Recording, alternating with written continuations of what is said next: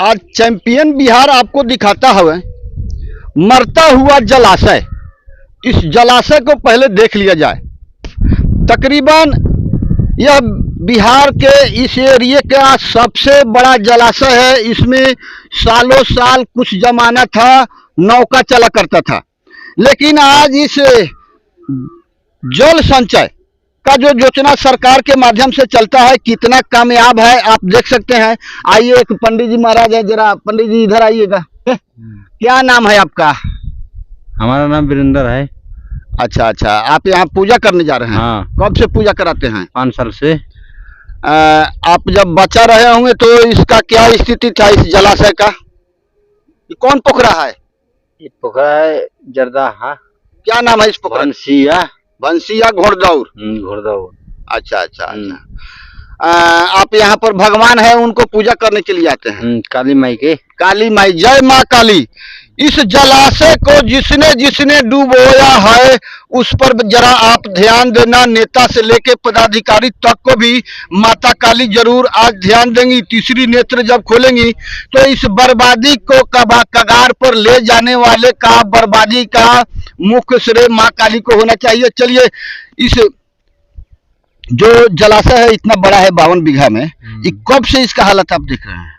लगभग 2-2.5 साल से। 2-2.5 साल से डैमेज है। हम लोग तो देख रहे हैं 20, 25, 30 बरस से कोई पूछता ही नहीं। कोई सफाई सुफाई हुआ है? के लिए तो कोई नहीं पूछता है, सफाई कोई नहीं कराता है। विधायक उधायक इधर नहीं है? नहीं, मुखिया उखिया कुछ नहीं आता है, कोई नहीं है। सांसद उनसद कुछ नहीं करता। अफसर उपसर कौन हाकिम हुकिम नहीं है? नहीं है, सब मर गया है। और मरे जी, लेकिन ये में कोई काम नहीं होता है तो मरले बराबर ना है। मरले बराबर है। जनता ये जरूर बताएगी, एक बच्चा भी बताएगा। ये बता बाबू, क्या नाम है तुम्हारा? अजमत खान। इस सारा नेता, सारा मुखिया, सब वार्ड, जिला परिषद, अफसर, हाकिम जिंदा है कि? जिंदा है। आंखों को नहीं है, उसको लगता नहीं है।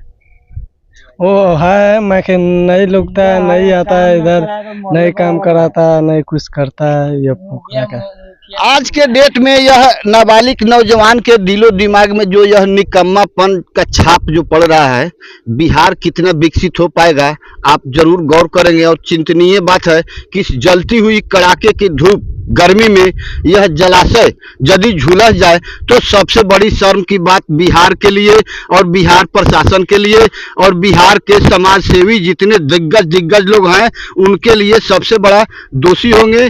चलिए, मैं यहाँ से इस घोड़दौर पोखरा के विषय में आगे आपको उस गांव के नजदीक कुछ लोगों से चल के मिल के इसके बारे में विस्तृत कहानी। लेकिन आपसे एक मांग है कि आप लोग इसे जितना ज्यादा से ज्यादा हो शेयर करें और ताकि इसका अस्तित्व बचाने में आप भी शामिल हो, यही हमारी आपसे गुजारिश है।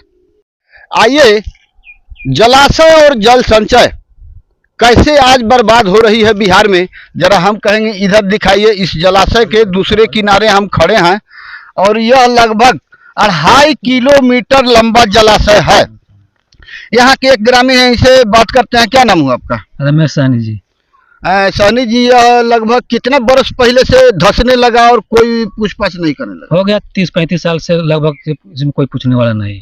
इस 30-35 साल में कोनो सरकारों बना, कोनो ऑफिसरों आया, हाकिमों है? कितने बार लालू सरकार बना, नीतीश सरकार बना, कोई नहीं आता है ना कोई जाता है जी।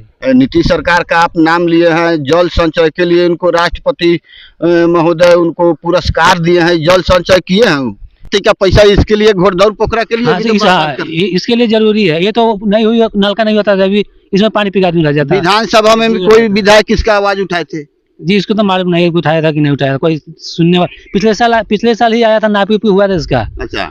आदमी अब कहाँ से आदमी आया था जो मालूम नहीं, हम देखे हुए थे, बैठे थे देवी के स्थान के पास। अच्छा।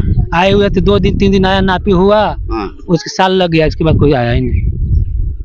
और नापी जोखी का फाइल रखा गया ऑफिस में। अब क्या हुआ, कहाँ रखा, कहाँ क्या हुआ, क्या नहीं, मुझे तो मालूम है। वो 2 बार नापी हुआ था, यहाँ भी हुआ था, वहाँ सोमय का स्थान वहाँ भी नापी हुआ था, आगे भी हुआ था। तो इतना लंबा चौड़ा कैसे नापी कर लिया था? इस साइड इधर से इधर गिराया था, इधर से इधर नहीं गिराया हुआ था। ऐसा तो नहीं जो हकीमवा नापने आया था इतना लंबा चौड़ा देख के उसको लगा कि कहीं हमारे घर से कुछ लगेगा। चौड़ाई नापा हुआ, लंबाई नहीं नापा हुआ। लंबाई तो बहुत है जी। चौड़ाई नाप लिया और 2 बार आया था, 2 बार नापी हुआ, उसके बाद चला गया। बड़ा देख के उसको डर लग गया, अब इसको हमको तो पता ना, बस बारह देख के डर फिर लग चुप कैसे हो गया? अब कथी वाला कथी ना पता, हम पूछे थोड़ी गए उनका से। अच्छा आइए आपसे बात करते हैं।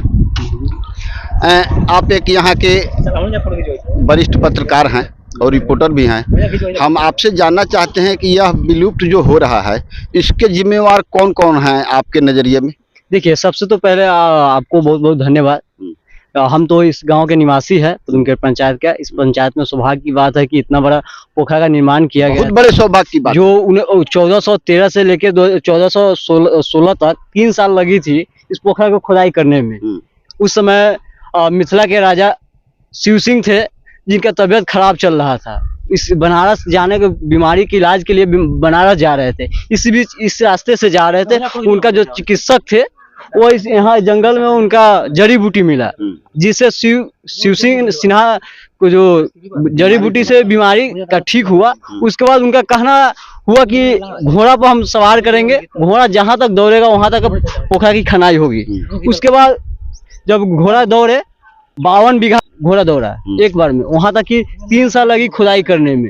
उसके बाद खुदाई हुआ, उसके बाद बहुत बड़ा घी का हवन हुआ, जिससे पदुमकेरिया चावल के नाम से प्रसिद्ध है। यहाँ आसपास में जो भी क्षेत्र में खेती होती है उसमें घी का मात्रा मिलता है, जिससे विश्व में पदुमकेरिया चावल के नाम से प्रसिद्ध है। उसके बाद इसको 1974 में इसका मरम्मती हुआ था, जो तात बांध का निर्माण किया गया था। उसके बाद सुली गेट लगा था। उसके बाद नेता है, इसको विकास करने की कोई इच्छा ही नहीं जताया। जो इतने बड़ा 52 बीघा की जो घोड़दौल पोखरा है, इसको विकास किया जाता तो यह मोतिहारी जिला में नंबर 1 होता। यहाँ पे आप सही जल जीवन, नीतीश कुमार कहते हैं कि जल जीवन हरियाली के तहत हम विकास कर रहे हैं, पेड़ को लगा रहे हैं, पानी को बचा रहे हैं। तो एक नज़र यहाँ भी देखिए कि जो 52 बीघा की जमीन है, जो पोखरा है घोड़दौल पोखरा, ऐतिहासिक पोखरा है, इसमें भी कुछ मरम्मती कराए, जिससे पोखरा को खुदाई करावे, पानी का व्यवस्था करवावे, आसपास में पेड़ विशेष लगावे, पार्क की व्यवस्था कराए, जिससे लोग आवे, उनको ऑक्सीजन मिले। अब देख रहे होंगे कि पानी का त्राहिमाम हो रहा है। इस भीषण गर्मी में भी लोगों को एसी, कूलर, पंखा की जरूरत पड़ रहा है। एक पेड़ लगाने के लिए लोग नहीं लगा पा रहे हैं। सरकार कहती है कि हम हर रोड, हर जगह हम पेड़ लगा रहे हैं, तो एक सरकार की ये जिम्मेवारी नहीं है कि वो हर जगह ही पेड़ लगाए। आम जनता का भी ये जिम्मेवारी है। यही कहेंगे कि यहाँ के ग्रामवासी है जो लगातार यहाँ वरीय पदाधिकारी से लेकर वरीय नेता तक को कई बार आवेदन दे चुके हैं। जो है घोड़दौल पोखरा है, इसका इतिहास के लिए, इसको विकसित पर्यटन स्थल देने के लिए, पर्यटन में इसको कन्वर्ट करने के लिए कई बार आवेदन भी दिया गया। वहाँ से अधिकारी आते हैं, निर्देश देते हैं, आते हैं, घूम के चले जाते हैं। पता ना उनको क्या लगता है, उसको तो भगवान ही जाने। ये एक यहाँ के सज्जन हैं और खासे नौजवान भी हैं, यंग ब्लड हैं। आइए इनसे जानते हैं, ये जो विलुप्त हो रही है जलाशय, इसका जिम्मेवार आपके नज़रिए में कौन है? इनके नज़रिए में तो सबसे बड़ा जिम्मेवार सरकार है, जिनका इस पर कोई ध्यान नहीं है। हम देख रहे हैं, हमारा उम्र 40 साल हुआ, 40 साल से इसका स्थिति यही है। हर साल बारिश की स्थिति तो देख रहे हैं कि कम होते जा रहा है और पोखरा सुखाड़ होते जा रहा है। इसमें न किसी प्रकार का उपज होता है और न किसी प्रकार के मत्स्य पालन का भी जुगाड़ होता था, वो भी नहीं हो रहा है। तो हमसे सरकार से ही निवेदन है कि इसके ऊपर ध्यान दिया जाए और इसके बढ़िया से खोदाई करके और इसको जल स्तर को बढ़ाया जाए, क्योंकि सूखा का जो स्थिति है, इससे सिंचाई का व्यवस्था हो सके, पशुपालन का भी जो है, जो पशु वगैरह गांव में रहता है उसको भी सुविधा मिले और आम पब्लिक कृषि के लिए भी सुविधा मिले। तो हमसे यही आग्रह है, निवेदन है सरकार से और यहाँ के जो भी वरीय पदाधिकारी है जो इस विषय को लेके रहते हैं, उनसे निवेदन है कि इसका कम से कम आके ध्यान दे और इसका विकास के लिए कोई काम करे। अच्छा, ये तो बहुत अच्छी बात है, लेकिन इस पोखरे का जीर्णोद्धार नहीं हुआ, लेकिन इस समाज के लोग इस तालाब के किनारे भगवान का लगभग 10 मंदिर बनवा दिए। क्या कहेंगे इस पर? सर, भगवान का मंदिर बनना एक अच्छी बात है कि कम से कम आस्था से जुड़ा हुआ चीज है। अगर मंदिर बना हुआ है तो अच्छी बात है, मंदिर रहना चाहिए। अगर सरकार की जो पर्याप्त जगह है, तो अगर सरकार किसी प्रकार की कोई क्या बोलते हैं कि सवाल मेरा आपसे ये है कि ये आपका समाज यदि 10 मंदिर बनवाने के लिए सामाजिक एकता इकट्ठा कर सकते हैं, क्या यह सामाजिक ये सबसे बड़ी इस धरोहर को लिए कभी आपके समाज के लोग या कोई पंचायत या कोई बैठक इस पर किसी ने किया है? देखिए, सामाजिक स्तर से तो अभी तो कोई बैठक नहीं हुआ है, लेकिन इतना बड़ा प्रोजेक्ट समाज से होने वाला चीज नहीं है। कम से कम सरकार के जब तक इसमें योगदान नहीं होगा, सरकार का ही योगदान सबसे बड़ा परी है। समाज इसमें क्या, समाज तो आपको जब सरकार आएगी तो समाज सहयोग करेगी, लेकिन समाज अकेला कुछ नहीं कर सकती है। जब तक सरकार का योगदान नहीं होगा, समाज अकेला इसमें कुछ नहीं कर सकती है। चलिए, इनके बातों का उत्तर आप कमेंट कर अवश्य देंगे।